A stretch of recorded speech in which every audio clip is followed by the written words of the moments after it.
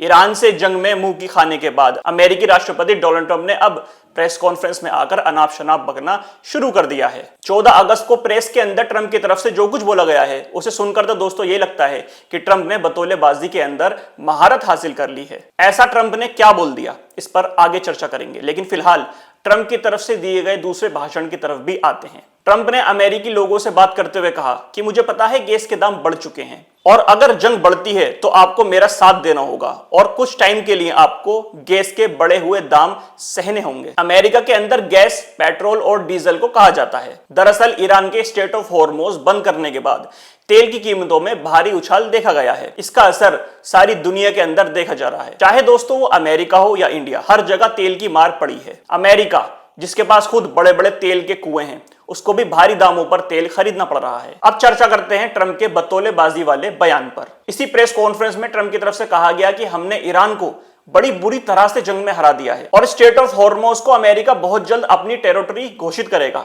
मतलब straight of Hormuz को America अपना इलाका मानने वाला है। बस दोस्तों, इसके बाद क्या होना था, ईरान की तरफ से भी बड़े बड़े बयान सामने आए। ईरान के deputy foreign minister Kazim Gharibabadi ने कहा कि स्ट्रेट ऑफ हॉर्मोज को ट्वीट या एयरक्राफ्ट कैरियर की मदद से कब्जाया नहीं जा सकता। ईरान के आर्मी चीफ का तो और भी सख्त बयान आया है। उन्होंने कहा कि अगर अमेरिका स्ट्रेट ऑफ हॉर्मोज को अपना इलाका बताने वाला है तो अमेरिका को पछतावा होने वाला है। ईरान का यहां पर दोस्तों साफ कहना है कि हम कभी भी स्ट्रेट ऑफ हॉर्मोज को दुश्मनों के हवाले नहीं करेंगे और अपनी आखिरी सांस तक हम दुश्मनों से अपने हक के लिए जरूर लड़ेंगे। अब ईरान की तरफ से ऐसे खतरनाक बयानों के बाद दोस्तों अमेरिका डर गया। यह मैं मजाक नहीं कर रहा। व्हाइट हाउस की तरफ से ट्रंप के बयान के ऊपर एक्सप्लेनेशन आती है। व्हाइट हाउस की तरफ से एक सीनियर यूएस के ऑफिशियल्स कहता है कि ट्रंप ने तो स्ट्रेट ऑफ हॉर्मोज को जो अपना इलाका बताने की बात करी है वो ऐसे ही एवं मजाक में कर दी है। ट्रंप का कोई इरादा नहीं है कि स्ट्रेट ऑफ हॉर्मोज को वो अपना इलाका बताए। ऐसा बस ट्रंप ने मजाक में कह दिया है। यूएस के ऑफिशियल्स बोलता है कि ट्रंप का कहना गलत तरीके से लिया जा रहा है। ट्रंप ने तो ये बात सिर्फ मजाक में कही थी। स्ट्रेट ऑफ हॉर्मोज ट्रंप अपने अंडर नहीं करना चाहता, उसने ये बात सिर्फ मजाक में कही थी। ये मैं आपको बता रहा हूं दोस्तों, यहां पर इन्होंने ये चीज टेस्ट करके देखी। इन्होंने बोल के देखा कि ईरान की तरफ से क्या रिएक्शन आता है। ईरान की तरफ से आई सख्त धमकियां। अब उसके बाद ट्रंप अपनी बात से पलट गया और अपने ही सीनियर ऑफिशियल से बोल दिया कि नहीं नहीं, मैंने तो ये वाली बात सिर्फ मजाक में बोली है, इसका कोई सीरियस मतलब नहीं है। लेकिन दोस्तों, जिस तरीके से ट्रंप ने यह बात कैमरे के सामने बोली थी, तो इस बात से समझा जा सकता है कि कहीं ना कहीं वॉशिंगटन के अंदर इस प्लान के ऊपर भी डिस्कस हुआ होगा, तभी अमेरिका के प्रेसिडेंट ने यह बात बोली। लेकिन दोस्तों, जब ईरान की तरफ से सख्त धमकी सामने आई तो फौरन ट्रंप जेब में वापस आ गया और अब अपने सीनियर ऑफिशियल्स को भेज के कह रहा है कि नहीं नहीं, ये चीज तो मैंने मजाक में बोली थी। ऐसा थोड़ी हो जाएगा कि मैं स्ट्रेट ऑफ हॉर्मोज को अपने कब्जे में ले लूंगा, ये तो भाई मैंने मजाक में बोला था। इस बात से अंदाजा लगाया जा सकता है दोस्तों कि किस तरीके से ये अमेरिकन ईरान से डरते हैं। आगे बढ़ते हैं। पिछली वीडियो में दोस्तों मैंने आपको बताया था कि किस तरीके से ट्रंप ट्रक में छुपकर भागा था। इसका पूरा सीन मैंने आपको एक्सप्लेन करा था। अब इसके ऊपर एक अपडेट आया है। अमेरिका को ट्रंप के मारने की खबर इजराइल की इंटेलिजेंस एजेंसी मोसाद ने दी थी। CIA को मोसाद ने बताया था कि किस तरीके से ईरान ट्रंप को मारने की प्लानिंग बना रहा है और इसी के चलते ट्रंप को हड़बड़ी में ट्रक में डाल करके दूसरे प्लेन में ले जाया गया। लेकिन दोस्तों, अब रिपोर्ट्स के मुताबिक खुलासा हुआ है। बताया जा रहा है कि इजराइल की तरफ से दी गई अमेरिका को यह जानकारी बिल्कुल फ्रॉड थी, एकदम झूठी थी। मतलब ईरान ने कभी भी ट्रंप को मारने का प्लान दोस्तों बनाया ही नहीं था। ये एक झूठी जानकारी मोसाद के द्वारा CIA को दी गई थी। नेतन्याहू ने यह सब जानबूझकर करा ताकि अमेरिका ईरान के ऊपर हमला करता रहे और तुर्की को अमेरिकन फाइटर F-35 देने की डील अमेरिका तोड़ दे। अमेरिका की CIA एजेंसी, जिन्हें आपने हॉलीवुड के अंदर हैरत अंगेज तरीके से इम्पॉसिबल मिशंस को करते हुए देखा है, उस CIA ने एक बार भी मोसाद की तरफ से दी गई जानकारी को कंफर्म नहीं किया। चलिए, आपको ट्रंप को बचाना था, हड़बड़ी में आपके पास मोसाद की तरफ से इंटेल आता है और आप फौरन ट्रंप को बचाने में लग जाते हैं। लेकिन अब जब यह खबर लीक हो चुकी है, अब आपके ऊपर इसकी क्या प्रक्रिया है? न जाने इसी तरह से कितनी गलत जानकारियां अमेरिका को इजराइल ने दी होंगी। क्या पता ईरान को लेकर भी जो इजराइल ने जानकारी दी थी वो सारी की सारी गलत हो। ईरान अपना न्यूक्लियर प्रोग्राम बना ही नहीं रहा हो। यहां पर नेतन्याहू की तरफ से बस एक जानकारी दे दी गई ट्रंप को और ट्रंप फंस गया जंग के अंदर। अब जब यह खबर सबके सामने आ गई है तो क्या अमेरिका इजराइल के खिलाफ एक्शन लेगा? आपके प्रेसिडेंट को मारने की गलत जानकारी इजराइल की तरफ से दी गई है, आप क्या कर रहे हो? आप कुछ नहीं कर रहे, आप जीरो हो, नील बटे सन्नाटा। आप कुछ नहीं कर सकते, इजराइल के आप पिट्ठू बने हुए हो। यही है दोस्तों अमेरिका के CIA का असली चेहरा।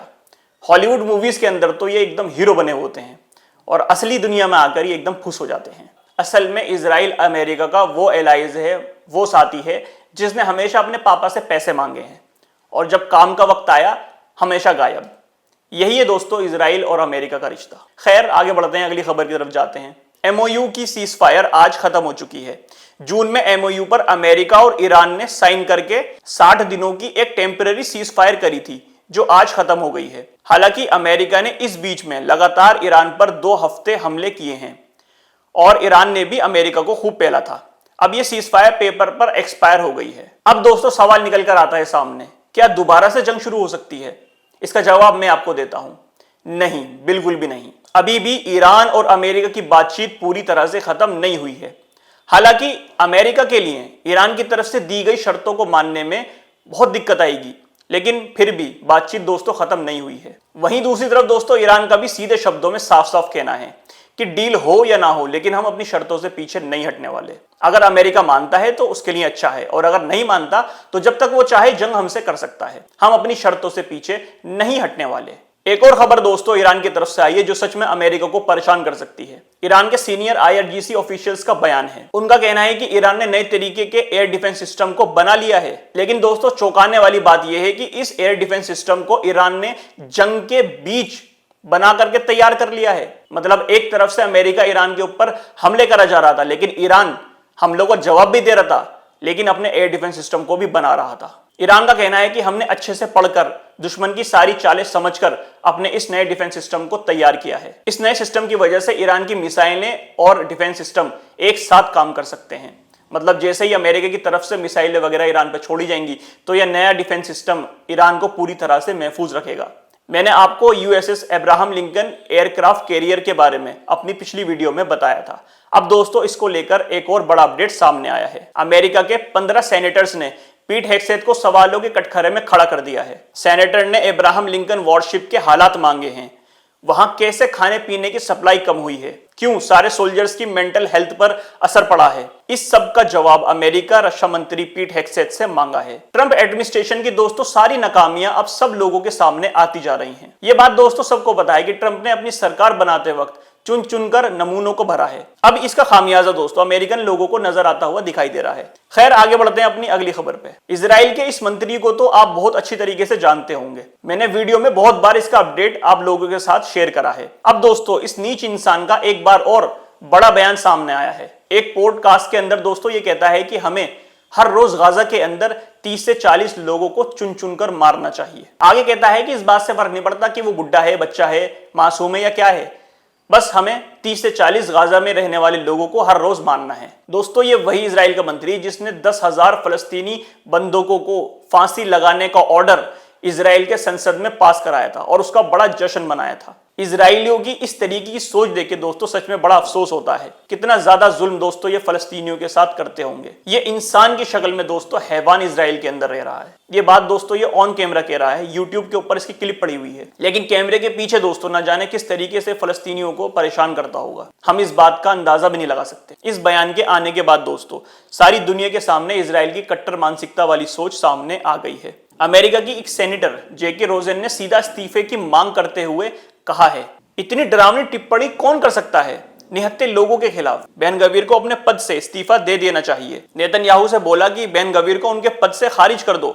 जेके रोजन, शायद आपको पता नहीं कि नेतन्याहू इससे भी बड़ा वॉर क्रिमिनल है जिसको आपकी सरकार सपोर्ट करती है। अगली खबर पे आते हैं दोस्तों। ट्रंप ने अपने दामाद जेरेड कुशनर को इजराइल भेज दिया है और कहा है कि मेरी तरफ से नेतन्याहू से मिलो और गाजा को लेकर जो डील मेरी तरफ से पेश की गई है उसे नेतन्याहू को करने को बोलो।